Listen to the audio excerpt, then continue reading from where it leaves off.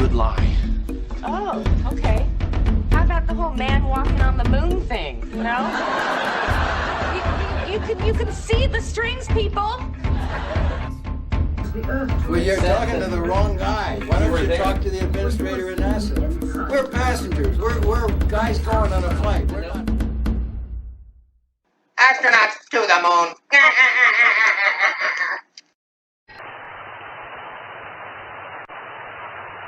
They can't get your photo numbers. And this is clear tube number 2. Okay, just in fact, you're almost driving without a hammer. But if you'll hand it to me, I'll get it in a second. I'm going to take a couple more shots of this before we get all in. I get the pictures. All right? Driving in real easy, Houston. The sounds in space, it's odd to have a hammer or a metal tool and bang it against something and hear absolutely nothing. You can, sound won't travel in a vacuum, so there you are outside and you could be hitting something, no sound at all. In space, since there's no atmosphere, there's no air, if you bang on something while you're doing your spacewalk, you will not be able to hear that. Wrong, sir. Wrong. So, a quick little note about the sound that they're speaking about, in the vacuum. You're not supposed to hear that banging up there, or, they said that they can't hear it, which, that they're lying. Because even with a amateur weather balloon, fisheye, I don't give a damn, fisheye or regular lens, when it goes up to that altitude, 24 miles up, you could tell when the sound cuts off. Because some of them have like beeping noises, you can hear it beeping all the way up so you don't hear nothing. And it's all the way up at 128, 130,000 feet where you see the horizon. And you don't hear anything. Nothing. Then when the balloon pops and it's falling, until it gets to a certain height within the atmosphere, the wind and all that noise cuts back on and it's falling back down to the flat earth, the camera. So you know that there's a sound separation, so to even be up there, you can't hear sound. You can't hear it, even with the video coming up, the next clip coming up. All right, stay tuned. Sounds in space, it's odd to have a hammer or a metal tool and bang it against something and hear absolutely nothing. You can, sound won't travel in a vacuum, so there you are outside and you could be hitting something, no sound at all. In space, since there's no atmosphere, there's no air, if you bang on something while you're doing your spacewalk, you will not be able to hear that. And this leads us to the dilemma of our final segment. All modern astronauts, such as Piers Sellers and Mike Massimino, claim to hear absolutely nothing when they're out on the International Space Station in the vacuum, banging away with metal tools and objects, whereas during the Apollo missions, all kinds of sounds have been recorded that should not be possible if they are on the moon in the vacuum of space. Even when the astronaut in the photo to the right hit a metal tube into the ground with a hammer, no sound was made.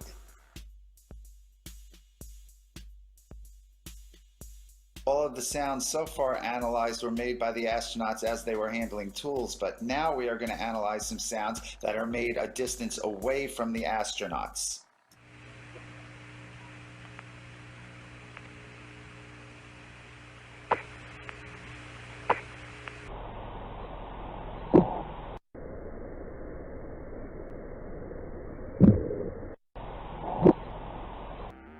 So what you just saw appears to be a smoking gun. That scene, which was broadcast live to the world during Apollo 15, shows astronaut James Irwin. He takes this cord or band off of a canister, and those canisters are in the mesa table, which Erwin is standing in front of. He unravels the cord, which has two metallic locks at the end of it, pictured here. They look like bullets. He takes that off, he unravels it, he reaches back with his right hand, and he throws the cord away. Let's take another look at it.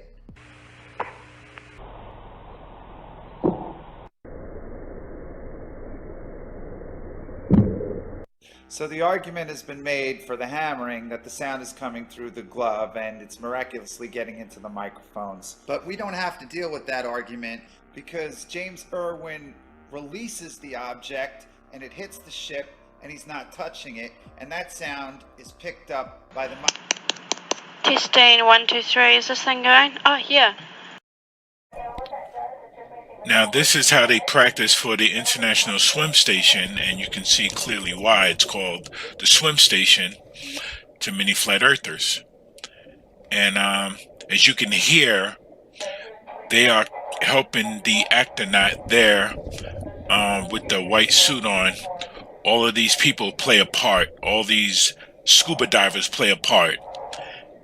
And what you hear is the person in the control room directing them what to do and directing them which part to work on and whatnot. Now, that's done underwater. And you would think that they would have earpieces and microphones insulated within their gear, but apparently they don't.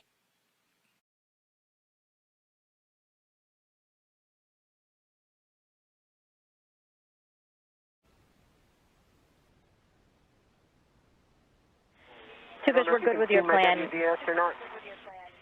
Go ahead. Okay, Two-Fish, we are good with that plan. Yeah, the suggested was 258 like the other side, but on the other side of 262 is 266, so we are good with whatever you think will work best. We're ready to start with steps for the install. Once you grab the spare MDM, we'll take an inspection of that one as well. All right. I had to get in the truck a bit to get that inspection done. No problem. We will take a safer handle inspection since you were in the truss as well. And Two-Fish, looks like you've already depressed those buttons and are ready to sign 262 Alpha into the seat track. Reminder and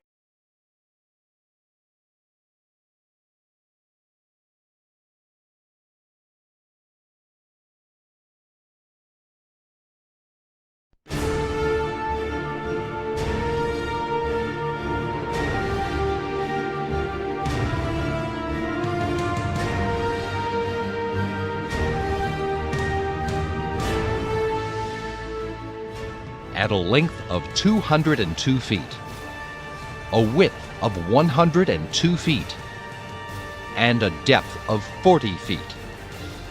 The Neutral Buoyancy Laboratory is one of the largest indoor bodies of water in the world. As a world-class facility near NASA's Johnson Space Center, the NBL plays a key role in meeting time-critical challenges for astronaut training and refining procedures for successful spacewalks. Continuing in the spirit of advancing technology and science, this laboratory that provides NASA training is now the same facility that can provide your company access to state-of-the-art services. The pool's 6.2 million gallons of chlorinated fresh water is maintained at a comfortable 84 to 86 degrees Fahrenheit. With a system capable of turning over the entire pool in 19 hours, the water is filtered and cleaned, keeping a hygienic environment for any operation. Logistical planning for moving large-scale models for testing has never been easier. Conveniently located next to Ellington Airport with access to a taxiway, hardware can be brought directly to the facility. From there, the NBL's 2 overhead cranes, each rated at 20 tons, 4 jib cranes, each rated at 1.6 tons, or 2 davit cranes can carry your workload directly to the pool or to the pool side. No matter what your equipment configuration needs are, the NBL is ready. It's fully capable of supporting multiple large-scale operations underwater and topside simultaneously. The logistics and mock-up facility gives your company access to a large high bay, a series of workshops for building and maintaining equipment, and a cadre of certified, highly skilled personnel. The NBL's reconfigurable environment allows a vast array of commercial utilization options, like offshore safety and survival training, including Hewitt and Tempsey, underwater training and operation qualification evaluations, robotic vehicle or remotely operated vehicle testing and prototyping, hardware mock-up, and light manufacturing production. With safety in mind, the facilities include both hyperbaric and hypobaric chambers. Should an emergency arise, a staffed medical treatment facility is available on site.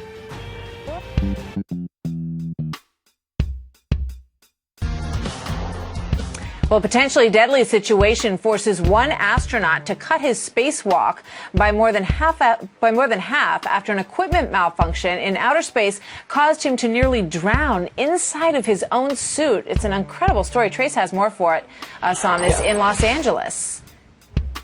Yeah, we all know, Martha, these spacewalks have become kind of routine when you're out there, but the bottom line is every astronaut knows when they step out of that capsule or space station that even the smallest nick in their spacesuit can mean instant death. This was an Italian astronaut. His name is Luca Parmitano, and he was on a 6.5-hour spacewalk. He was about an hour and a half in when he felt water on the back of his hands and then on the back of his head, and the water was increasing. Listen to him now. Try to figure out what the problem is. Play this. I'm thinking that it might not be the water bag. There's no other place for it to come. Unless it's sweat or urine. I guess it must be sweat then. Yeah. How much can I sweat though? My head is really wet. And I have a feeling that it's increasing. Yeah, I mean, how much can you sweat? He knew it was definitely increasing over his eyes and then his nose and then his mouth. And in zero gravity, the water just kind of pools like a big blob. And it's not like he can just step back inside the capsule or the station and then pop his helmet off. It took 24 minutes to get him back inside. And then you see there another 11 minutes to get his helmet off. NASA says he could easily have drowned, but he was very calm the entire time. Listen. You can imagine, you know, you're in a fishbowl. So go stick your head in the fishbowl and try to walk around, and that's not anything that you take lightly, and certainly EVA is dangerous already. And he did a great job of just keeping calm and cool and getting his way back to the airlock. Did he ever? About a gallon of water actually seeped inside his helmet. Still unclear if it came from his cooling system or from his drinking system, but as you might imagine, Martha, NASA wants to figure that out before they send somebody outside again to have the same thing happen all over again. Scary story. Glad he made out okay. Trace, thank you very much.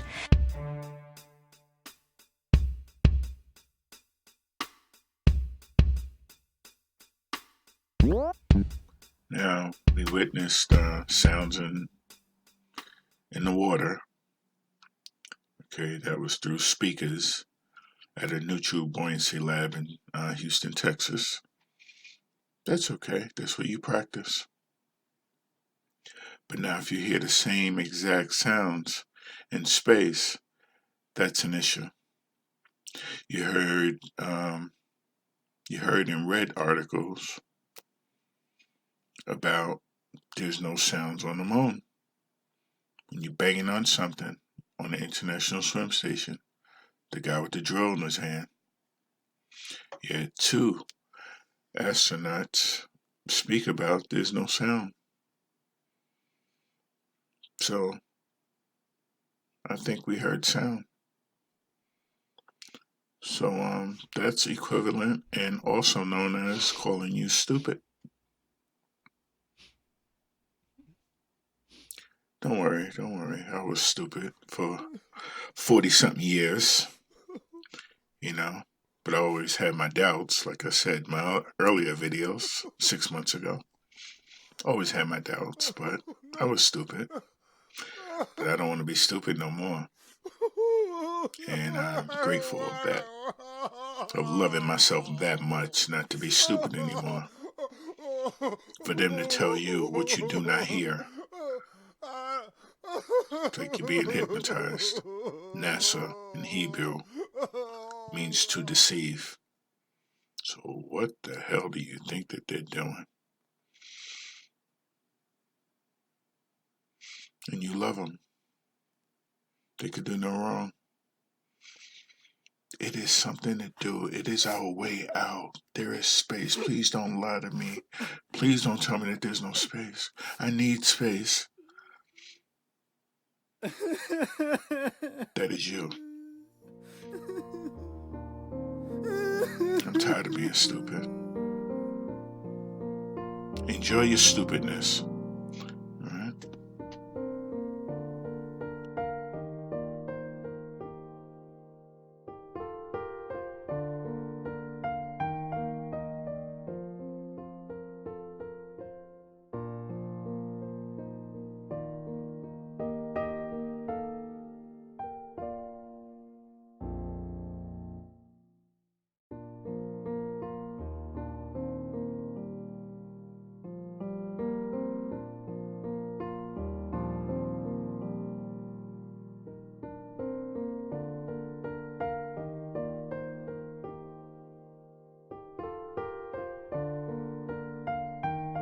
Stay flat.